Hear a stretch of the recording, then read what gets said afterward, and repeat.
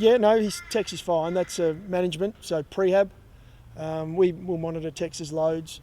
We've had a pretty solid couple of weeks on the track. Going Wednesday, Friday, getting a bit of contact into each session. We monitored him today. He's got a little bit of knee ongoing management that he's got to look after, but he's fine. No doubt. No doubt. Matty Crouch, will he get the nod? Look, I hope so. And we'll pick this side probably over the next hour or so, just off the back of training. We'll see how everyone pulled up. Matty's had a fantastic week since some really good conversations around where we're going as a club, where we see Matty and what his strengths are, and he's been up and about. He's been fantastic. Couldn't ask for a better attitude, so I'm sure he'll get his chance again. Did he help you with any tips on the range? I don't know if you've seen Matty's game, but I was giving out tips, I think, rather than Matty. But no. In that little conversation, I thought you were talking a bit about positioning and sort of how to burst away from stoppage. We were talking about everything. We were talking about life. We were talking about golf, footy. Those are the conversations that you enjoy as a coach. Sometimes you need a trigger to have those conversations. Hopefully we don't need that trigger going forward. Just on, I guess, it's all about team selection today, and I know you can't give us everything, but I mean, Andy McPherson, it'd be a great story if he could get his first game. Is that on the cards? It is, but there's a lot of stuff still to go through. There's no hiding from the fact Chase he's got to get through some more fitness tests, and some of that will come tomorrow. Sloaney's the same. From Macca's point of view, he has been outstanding at the lower level. Trained the house down. He plays well above his experience. From what we see at a lower level now, it's a step up when you play against, at AFL level. So the speed changes, but we have no doubt he will get his opportunity at some point. Whether that's this week or not, we will find out probably we're probably not going to find that one out for at least until tomorrow. He's almost been forgotten, man. He's had so many injuries and just kind of almost lost in the shuffle. But it sounds like he's been really impressive from all accounts, through your eyes. Yeah, very. I was really impressed from day one. When I was able to speak to him and get his understanding of the game and what his values are. For him, it was more about just the management of his body and some of the setbacks he's had across the journey. So when he does get that opportunity, I think you're going to have a club that's so proud of what he's been able to do. He's now strung a number of games together and played at a really high standard, so it won't be far off. What does your gut say about Sloan and Jones? I mean, it's got to be tested, but are you feeling confident that they'll both be playing? Yeah, we've got to be careful with Sloaney because Sloaney will play with a broken leg if you let him. So we've just got to make sure we're doing the right thing by him. But he's being upfront and honest at the moment. He's pushing through. He's done really well today. He's getting through some strides. It'll just be a change of direction, whether he can get that going tomorrow. Chase being obviously a younger guy, coming in, we're very mindful of how we go about that. He took quite a knock to his knee. It was just bone on bone, so there's no damage to the actual knee, but we just want to make sure he's okay, and we don't want to put him out there if he's not. How's Will? Will's great. Yeah, Will's passed all protocols to this point, and then that's just the decision. He's cherry ripe, as he puts it. He's ready to go, so we look forward to getting him back in. What did you take from the Brizzy game looking towards Freo? I mean, obviously the third quarter was, a lot was made of the intensity. Are you able to put your finger on why it happens once a week, once a game? Well, it wasn't only the intensity in the third quarter, it was the intensity across the game.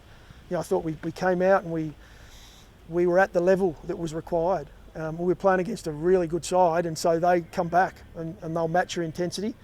It wasn't until the third that we were able to get the game on our terms and play with a bit more ball in hand. We were cleaner with the footy, so some of our fundamentals stepped up, but we've got more work to do on that area. We've got more work to do during the week on craft, on touch. We've now got our game to a level where for a week we showed the intensity that's needed.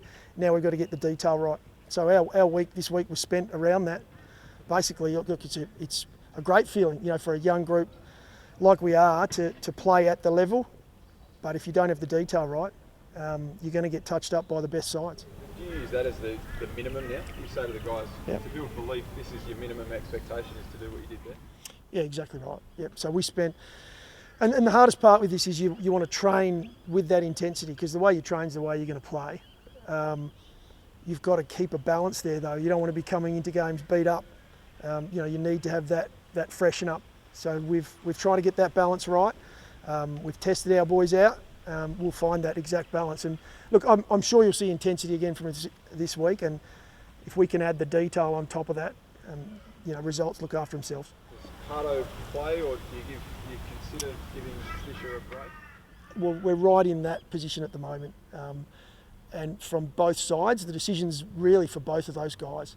It's Fisher's long-term development, and it's also Hardo's. He's earned the right to play at the level. It's now just a decision around, what do we want to do for Fish from a long term. We want to play Fish as much as we can this year. We feel he's going to be a really important part of our future.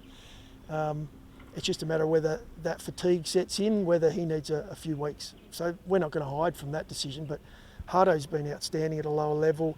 Some of the stuff he's done off field that no one sees, developing other younger players, basically prioritising others, which is what we're about. We couldn't have asked for more, so there's a chance we may make that decision this week. How do you make the most of that fight not playing? Well, look, as a coach, you smile because he's such a good footballer, but at the same time, they'll step up. Walters will now get, I guess, a bit more responsibility and a bit more freedom to go through the midfield. So we get, we lose one jet as an opponent, and we get another one who comes up and plays a more important role. So they're a very good side, but they're not all about Nat. So it's going to be a challenge for us. We've just got to step up. They're a different looking team this week. They've got the ball on the forward line and changing their midfield structure as well. How have you planned for them all week, and then see what lands last night in terms of their practice?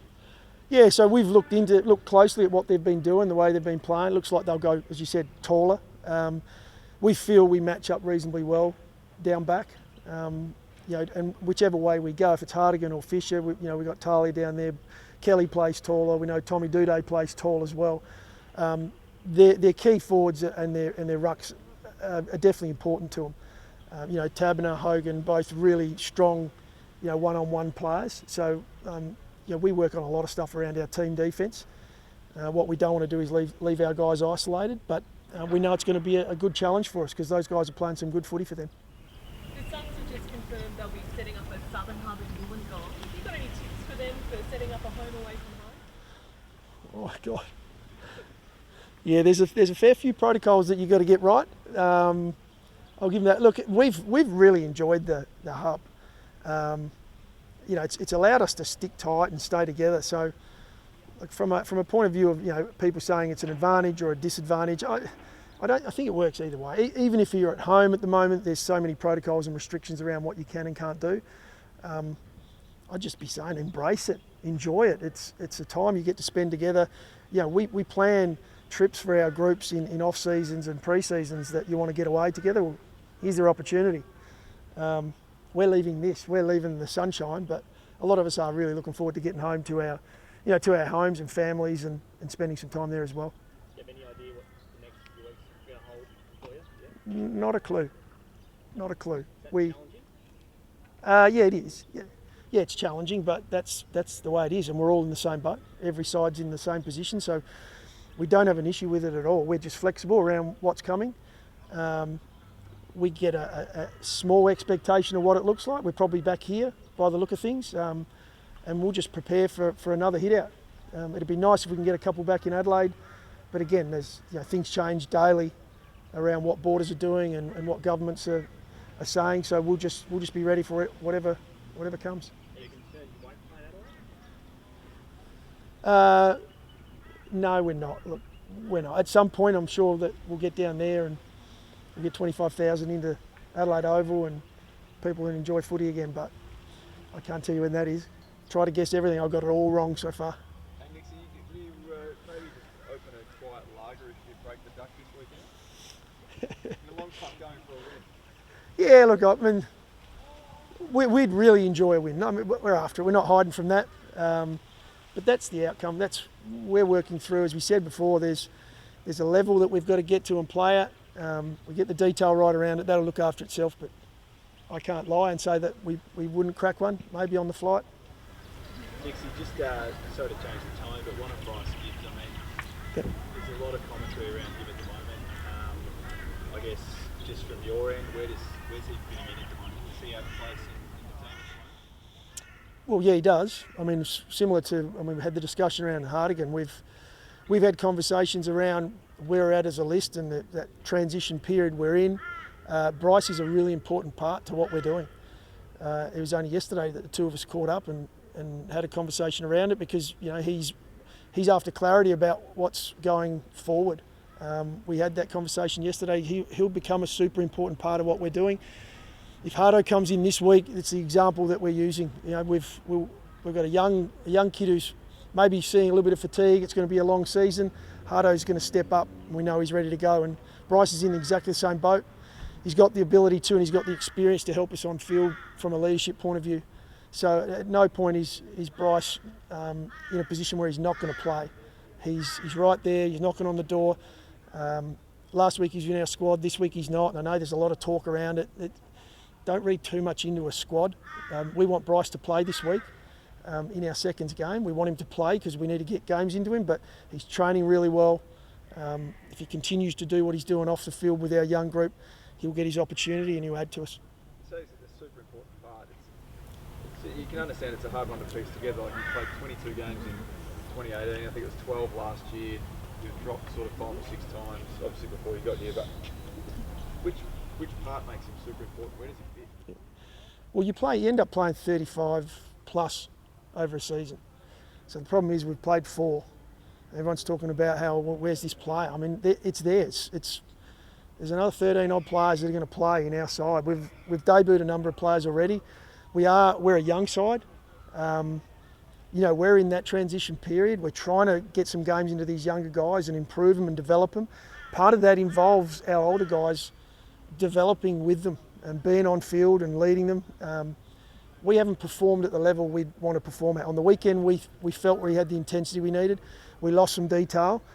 We need those leaders out there to make sure the detail's right. So has Bryce been told that he won't play ahead of a younger player? If they're on the same level as far as what they're offering, we'll look to that younger guy at this point. But if Bryce's form's well above, which we're seeing this weekend, we'll say Hardo's in some pretty rare form, and he's going to add to our group and he's going to help guys like Will Hamill play at the next level with on-field communication. Well, Gibb is no different to that. If we feel he's going to come out and help our group on field, well, he'll play.